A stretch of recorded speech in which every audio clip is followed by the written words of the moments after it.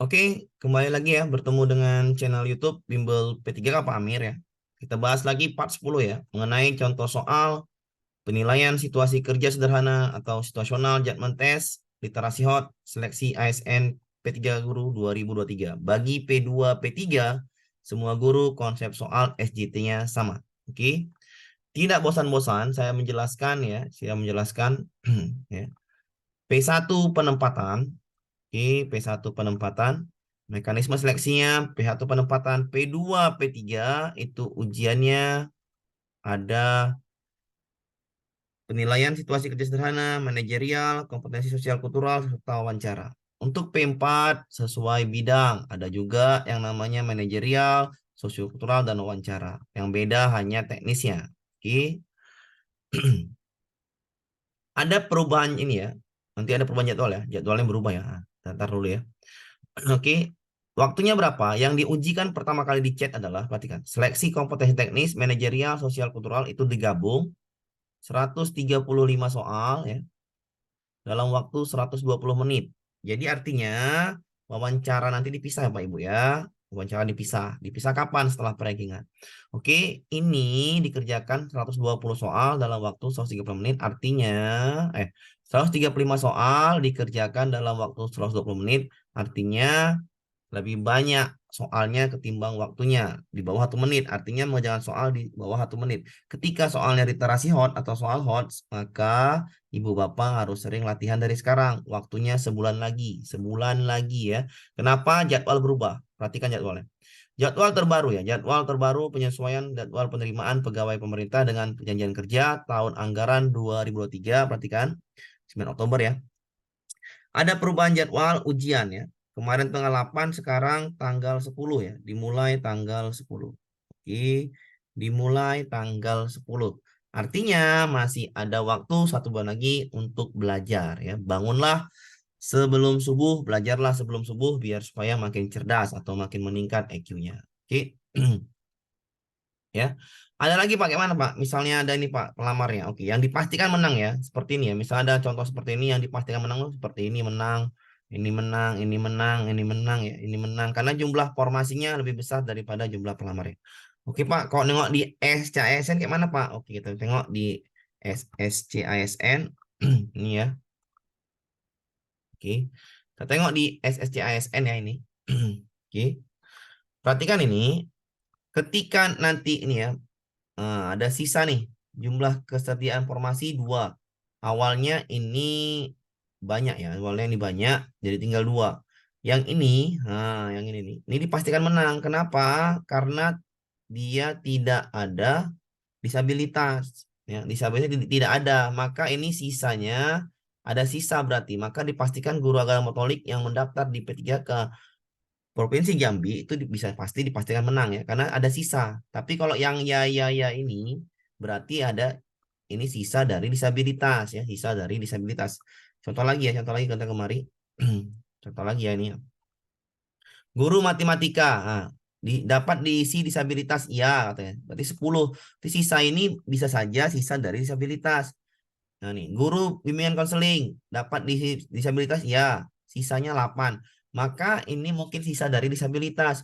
Guru agama Islam ya, disabilitas ya, sisanya 8. Maka ini diisi oleh ini adalah sisa dari disabilitas. Sedangkan guru yang ini, nih, guru manajemen perkantoran, guru animasi, ini tidak dapat diisi disabilitas. Bersisa ini dipastikan yang daftar di guru manajemen perkantoran dan guru animasi ini dipastikan P3K tahun ini. Kenapa? Karena formasinya sisa dan tidak dapat diisi disabilitas. Mungkin yang sisa-sisa ya ini adalah sisa dari disabilitas. Oke ya, paham ya. Jadi kalau seperti itu bisa menang langsung ya, bisa insya Allah langsung P3K. Kita kembali ya, kita kembali ke tadi ya.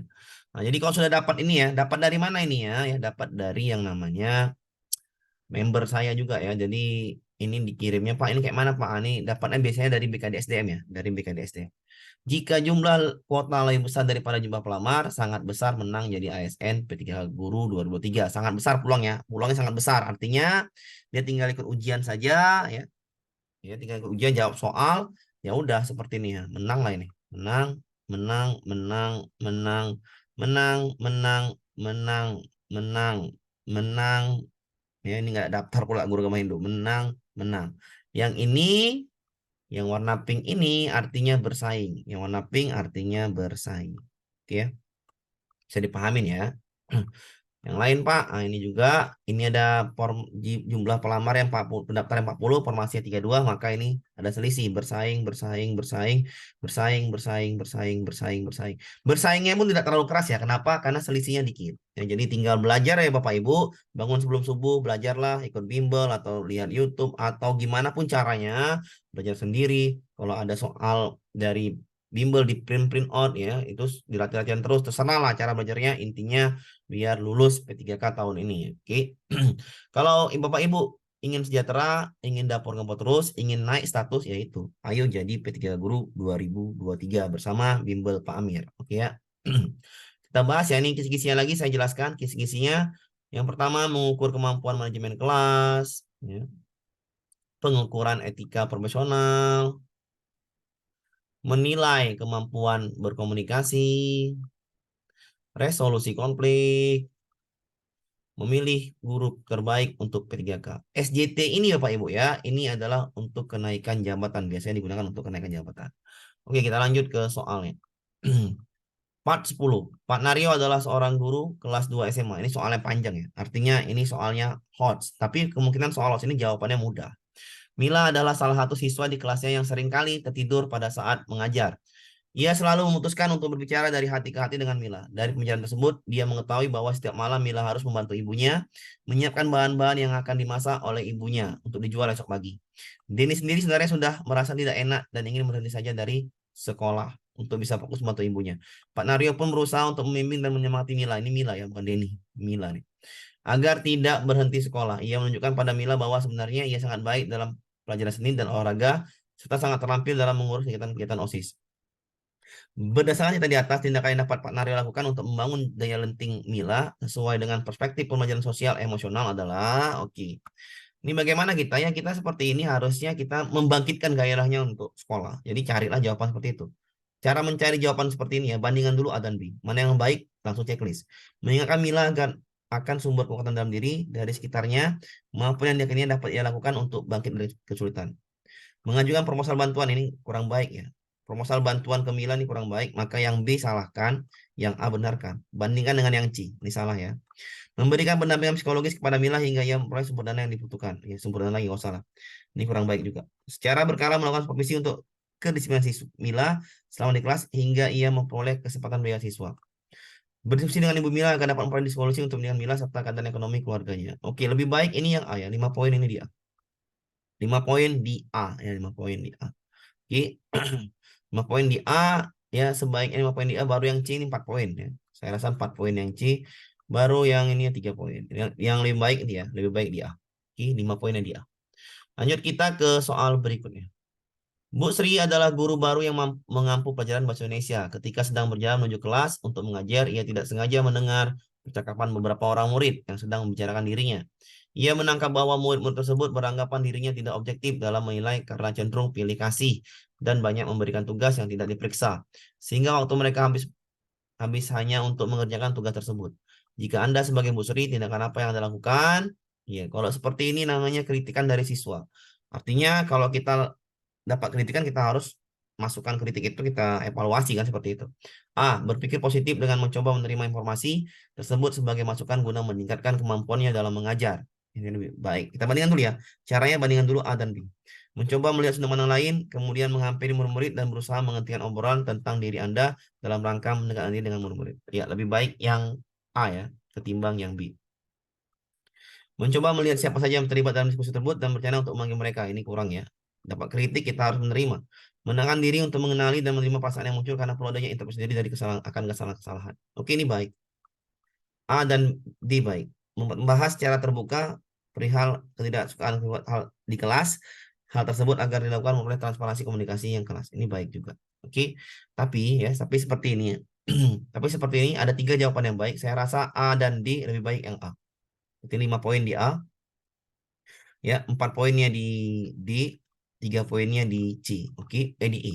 Jadi kalau kita seperti ini, kita berpikir positif ya. Dengan mencoba menerima informasi, dan meningkatkan kemampuan dalam mengajar kita. Jadi kita ada solusinya gitu ya. Ada solusinya langsung di sini. Jawabannya A. A lebih baik 5 poin. Oke, kita lanjut ke soal berikutnya. Ibu Cinta merupakan guru baru di SD yang belum memiliki pengalaman mengajar sebelumnya.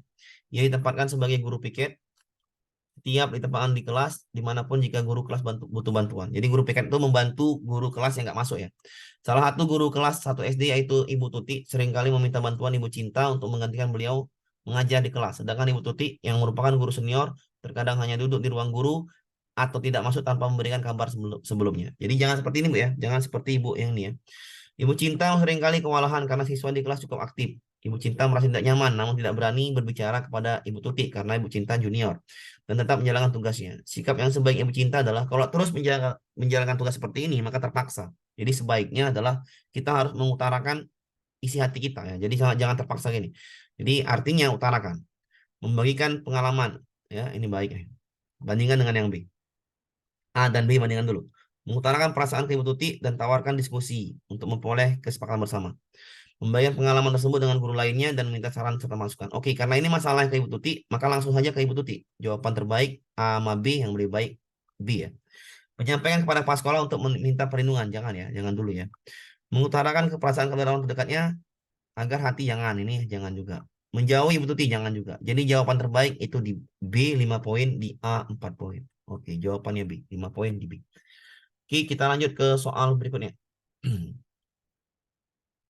Dimas adalah seorang murid SMP yang sedang mengalami kesulitan belajar. Dia menceritakan bahwa semakin hari pembelajaran semakin susah, semakin banyak, dan di rumah dia tidak bisa berkonsentrasi dan nyaman belajar.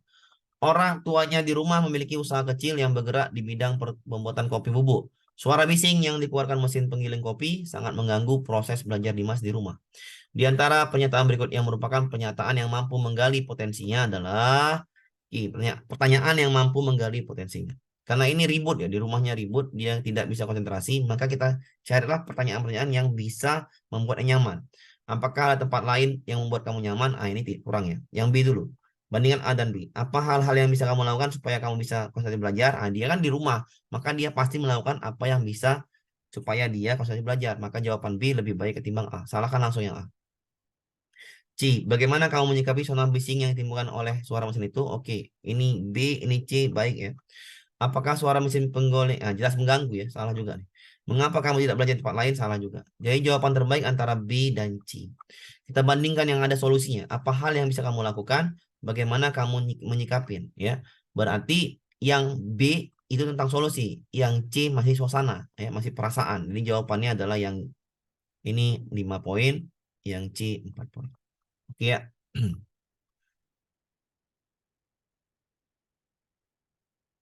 Oke, soal satu lagi. Pak Doni adalah seorang guru fisika kelas 9 SMP. Beliau menyadari bahwa mata pelajaran fisika membutuhkan konsentrasi yang tinggi untuk memahami materinya. Sementara terkadang kondisi siswa cukup sulit untuk dikendalikan. Untuk mengatasi itu, hal yang bisa dilakukan Pak Doni sebelum memulai mengajar, kegiatan awal pembelajaran harus kita namanya ya harus ada sebagai meningkatkan konsentrasi, bisa sebagai apa namanya itu ice breaking atau lain sebagainya. Jadi hal-hal seperti itu harus dilakukan di awal pembelajaran.